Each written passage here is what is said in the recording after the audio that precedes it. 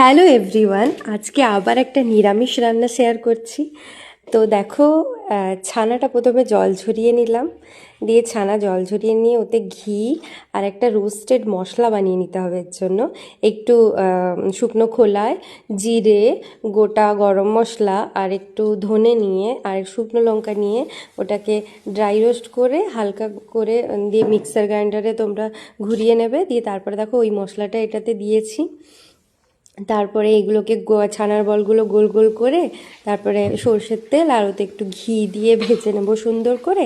তারপরে একটা একদম সিম্পল রান্না, দইকে ভালো করে ফ্যাটাবো, ওই মশলাটাই দেব, একটু ফোড়ন দেবো, ফোড়নে হচ্ছে জিরে আর তারপরে শুকনো লঙ্কা আর হচ্ছে তোমার একটু হিং দিও রান্নাটায়, হিং দিয়ে একটা ফোড়ন বানিয়ে নেবো। আর ওই দইয়ের মিক্সচারটা দেখো দিয়ে দিয়েছি, দিয়ে তারপরে একটু ভালো করে ফুটে এলে এই বলগুলো দিয়ে দেবো, ছানার বলগুলো।